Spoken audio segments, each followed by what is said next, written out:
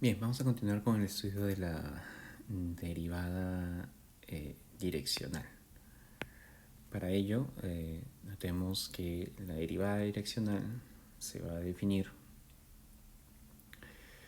en función de un punto y una dirección.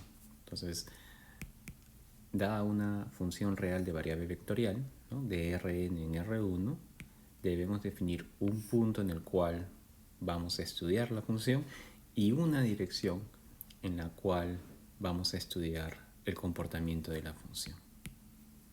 Bien, y se va a definir mediante este límite. Bien, ese es el límite que va a definir a la derivada direccional, la cual va a tener un valor numérico, va a ser un número. Esta es la notación que vamos a usar: derivada parcial respecto de una dirección, o d de derivada respecto de subíndice u, la dirección en la cual estamos analizando, ¿no?, en el punto x siempre. Y gracias a un teorema vamos a ver después que se puede calcular mediante un simple producto interno. Bien, entonces para la derivada direccional, esta va a ser la notación. Este de aquí es la definición. Y ahora existe un teorema que nos permite calcular la derivada direccional simplemente como un producto interno del gradiente de la función en el punto indicado con la dirección, ¿no?, ese producto interno. Este teorema es válido siempre y cuando la función sea de clase C1. Y recordemos que esta definición es muy parecida a la definición de la derivada de una función real de variable real en un punto, ¿no? Era el límite cuando h tiende a 0 de f de x más h menos f de x sobre h. Esa es la definición. Recordemos que esta definición lo que hacía era básicamente calcular la pendiente de rectas secantes, y en el límite se convertía en la pendiente de la recta tangente, ¿no? Esa razón de cambio instantánea es la derivada de la función en un punto. ¿Ok? Ahora, para entender mejor esta definición o motivar mejor esta definición, usemos la interpretación o la interpretación gráfica de las derivadas parciales que habíamos visto antes, ¿sí? Habíamos definido las derivadas parciales como las pendientes de las rectas tangentes en el punto analizado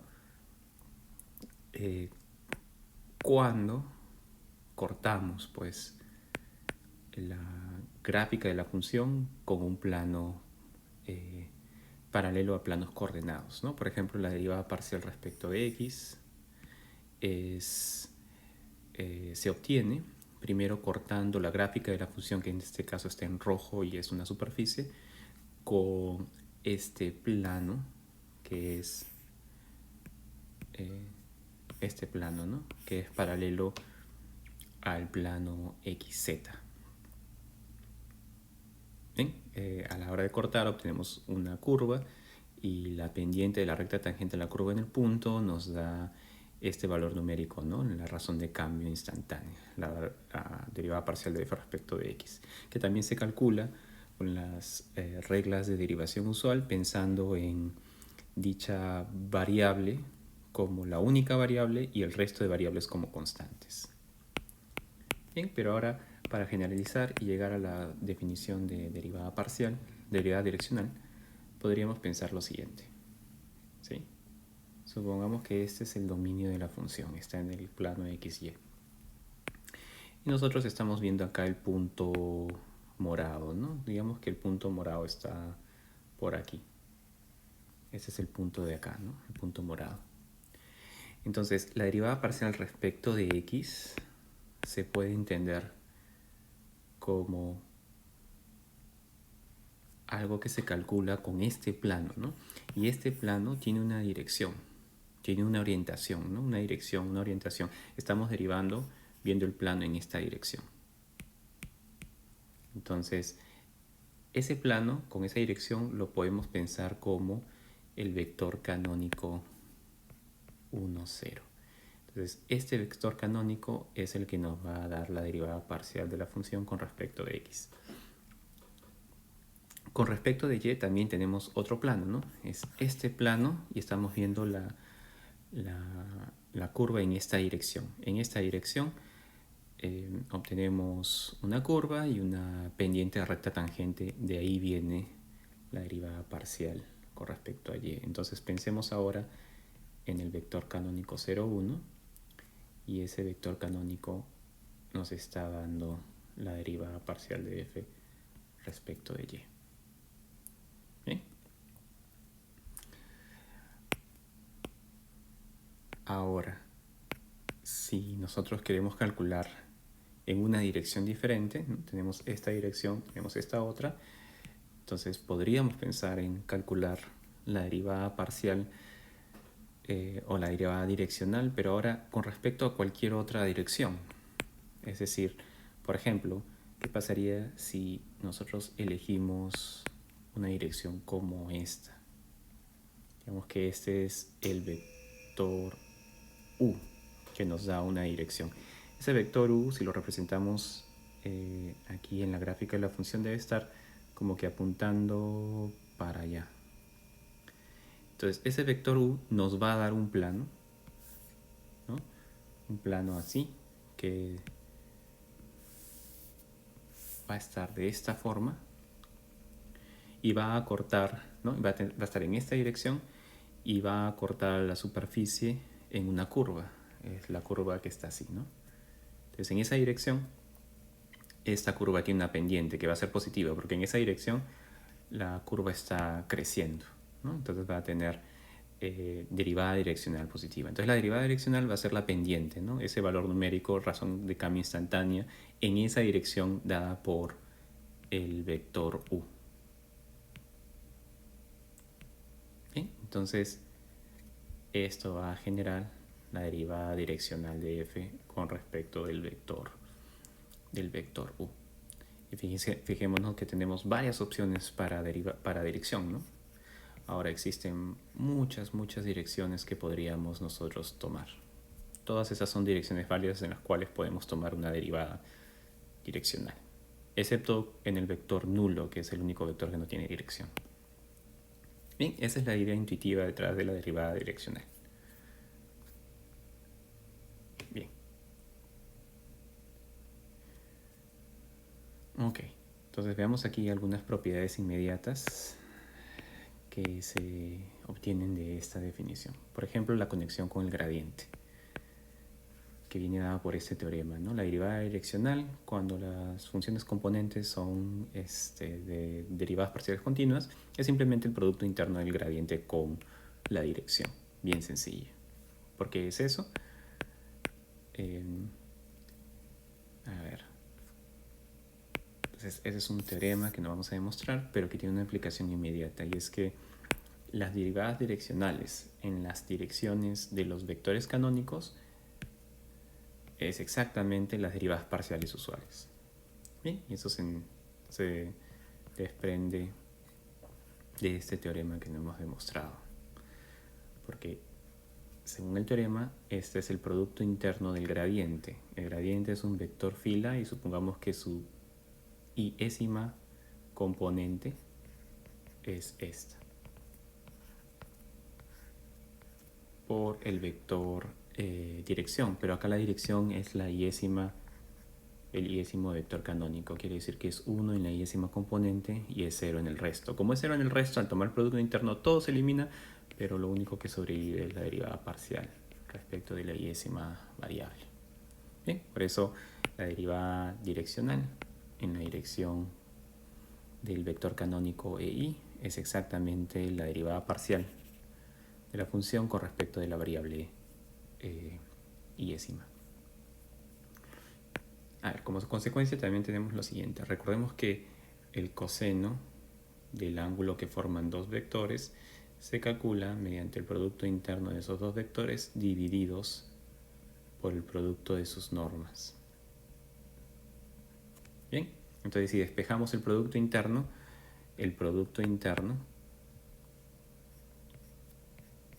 se puede calcular como el producto de las normas multiplicado por el coseno del ángulo que forman estos vectores, ¿no? Pero como la norma es 1, en este caso es un vector unitario, nos queda así. La derivada direccional, cuando las componentes son de clase C1, no es más que un reescalamiento de la norma del gradiente. ¿Por qué lo reescalamos? Por el coseno del ángulo que forman el gradiente con la dirección. Bien, es aplicando lo que sabemos de vectores, ¿no? Ángulo entre vectores. Y esto tiene una consecuencia inmediata.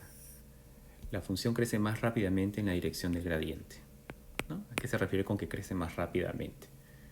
A ver, entonces recordemos que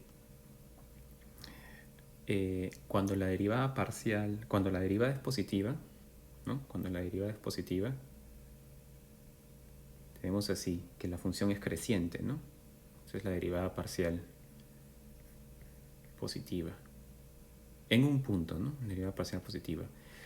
Pero si la derivada parcial es en magnitud más grande,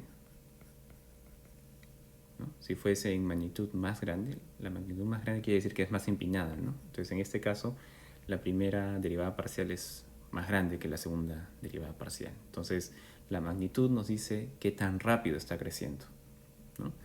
Aquí la función crece más rápidamente que aquí. Entonces cuando la derivada es más grande, positiva, crece más rápidamente, ¿no? Quizás para no confundir, digamos que acá tenemos f' y acá tenemos g', ¿no? F y g crecen, pero f está creciendo más rápidamente que g. ¿Bien?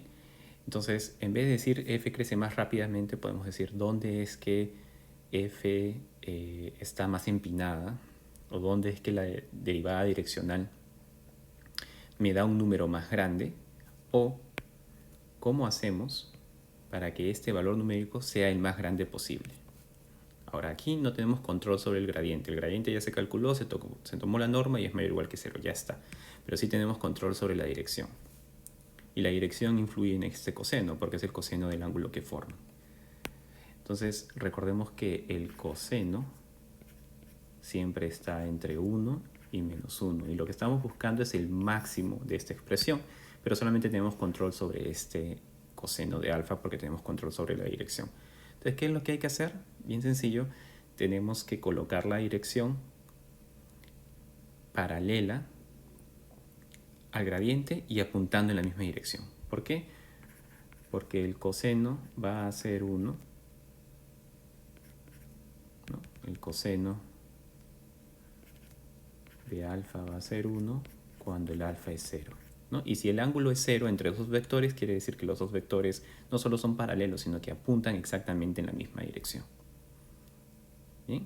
Entonces, si la dirección apunta en la dirección del gradiente, entonces es en esa dirección en la que vamos a hacer que este valor numérico sea el más grande.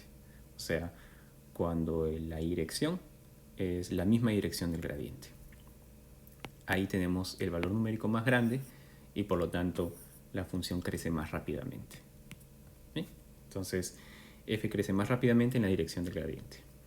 Eso también se puede ver en un gráfico. Lo podemos ver en este gráfico, ¿sí? Acá tenemos esta función que es x por exponencial de menos x al cuadrado menos y al cuadrado.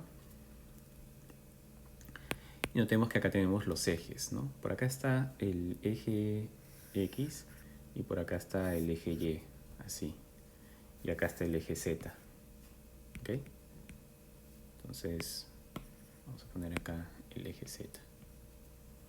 Pero en vez de graficar el eje x y y como acabo de hacerlo, para poder trabajar mejor, vamos a tratar de graficarlo acá, ¿no?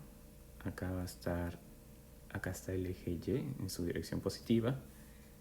Y acá está el eje z, perdón, el eje x en su dirección positiva. Bien, entonces aquí imaginémonos un punto. Por conveniencia que sea el punto 1, menos 1. Si por acá está 1, por acá está menos 1, por aquí está el punto 1, menos 1. Y ahora subamos a la gráfica. Ese es el punto en el dominio. Bueno, ¿cuál es la imagen? ¿Cuál es el punto en la gráfica de la función? Entonces, subimos así, paralelo al eje Z, y vamos a llegar a este punto. ¿No? Supongamos que este es el punto en la gráfica de la función. Ese punto tiene coordenadas 1, menos 1, el valor de la función en 1, menos 1. Si lo calculan, les va a salir e a la menos 2. Bien, ese es el valor numérico. Ahora, ¿dónde están las derivadas parciales? Bien sencillo. Acá está la derivada parcial respecto de x. Respecto de x nos movemos en esta dirección, cortamos con un plano y vamos a obtener esta curva. Eso nos va a dar una pendiente negativa, ¿no? Entonces, la derivada parcial de la función respecto de x va a ser negativa.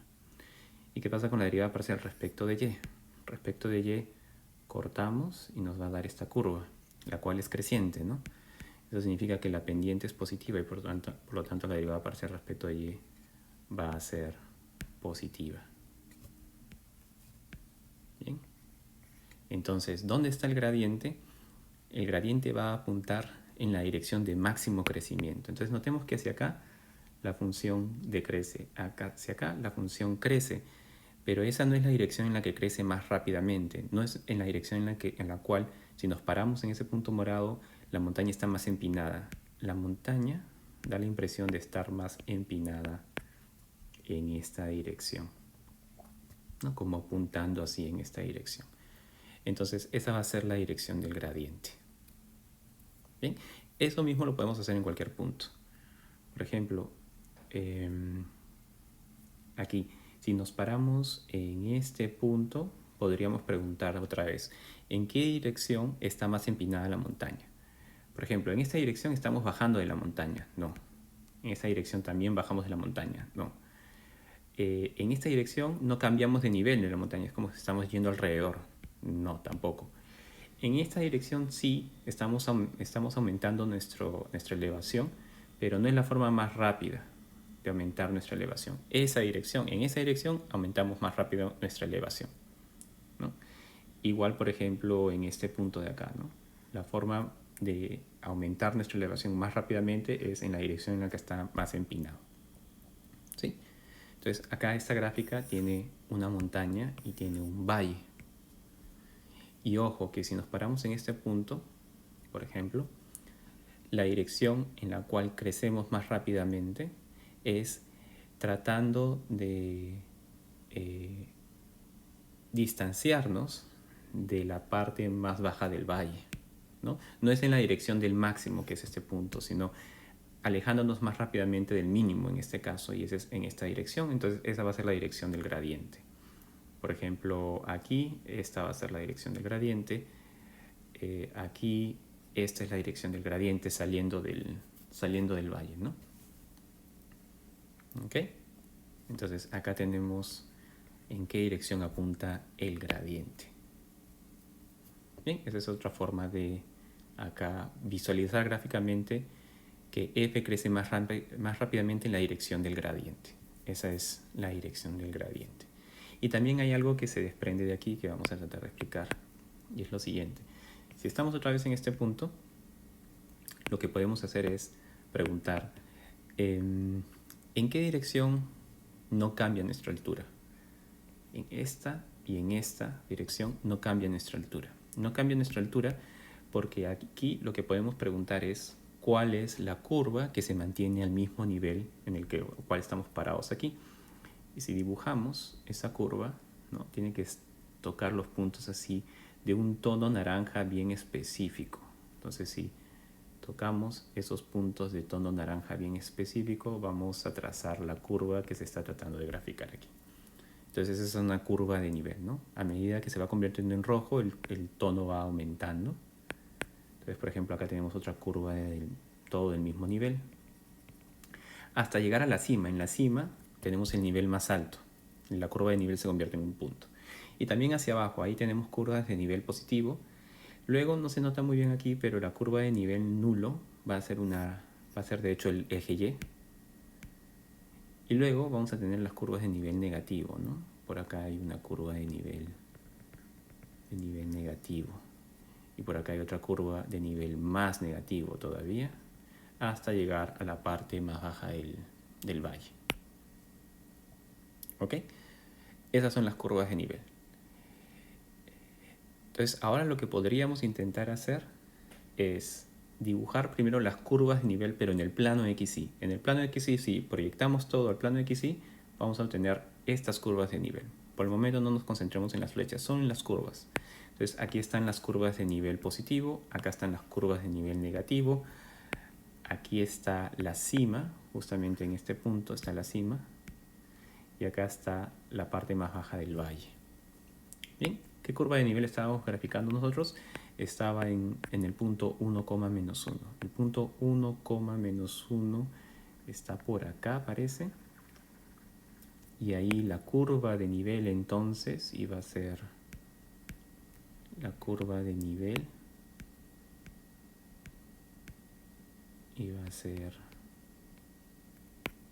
La curva de nivel iba a ser más o menos así. Se va a trazar así, se va a trazar así. No se va a intersectar con las otras curvas de nivel, pero más o menos va a tener esta forma, ¿no? La curva de nivel en donde estábamos parados. Y recordemos que, fijémonos aquí, el gradiente está apuntando como que hacia adentro, ¿no? Ahí está. El gradiente está apuntando como hacia adentro. Entonces, ¿qué pasa si ahora nosotros graficamos flechas que corresponden con el gradiente, ¿no? Flechitas correspondientes con el gradiente. Mientras más grande la flecha, más grande la magnitud del gradiente. Mientras más chiquita la flecha, más pequeña la magnitud. Y eso nos da algo que se llama un canto de vectores gradientes, que es lo que estamos viendo aquí. La superimposición de las curvas de nivel con el campo de vectores gradientes. Y hay algo interesante que siempre ocurre, y es la propiedad que está plasmada aquí. Recordemos que NFK significa curva de nivel K de F. Es la curva de nivel K de F. Y lo que está diciendo la propiedad es que los vectores gradientes siempre están perpendiculares a las curvas de nivel. Y es lo que vemos aquí. Por ejemplo, este vector gradiente es perpendicular a esta curva de nivel. Y eso siempre ocurre. Por ejemplo, acá este vector gradiente es perpendicular a esta curva de nivel. Y no solamente en los niveles positivos, sino también negativos. Este gradiente es perpendicular a esta curva de nivel. O, por ejemplo, este gradiente es perpendicular a esta curva de nivel. Entonces es una propiedad que siempre se cumple. Y para terminar podemos hacer una observación para conectar esto con la idea de optimización. Recordemos que el punto crítico era el punto donde las derivadas parciales se anulan. Si las derivadas parciales se anulan, entonces el vector gradiente es el vector nulo como vector fila. Y eso tiene una aplicación o una visualización, representación gráfica bien sencilla. Por ejemplo, si el vector gradiente es donde la función crece más rápidamente y nos paramos en la cima, ¿no? Estamos acá parados en la cima, ahí en la cima podemos preguntar ¿en qué dirección crecemos más rápidamente? Bueno, si ya estamos en la cima, no hay ninguna dirección en la que crezcamos más rápidamente. Y por lo tanto, la respuesta es en ninguna dirección. Y el vector nulo es el vector que no tiene dirección. Por lo tanto, en el máximo tenemos gradiente nulo, ¿no? Y justamente los puntos críticos son los que nos permiten calcular los extremos y los puntos de silla. Algo parecido pasa en la parte más baja del valle. En la parte más baja del valle lo que ocurre es algo así como lo contrario. En cualquier dirección vamos a crecer rápidamente. Eso significa que la respuesta a cuál es la dirección es todas las direcciones, y también a veces se puede pensar en el vector nulo como un vector que contiene todas las direcciones al mismo tiempo. Por ello, ahí también el gradiente es nulo. Entonces, en la cima y en la parte más baja del valle, el gradiente es nulo. Son puntos críticos porque sus gradientes son nulos. ¿Sí? Entonces, vamos a quedarnos ahí.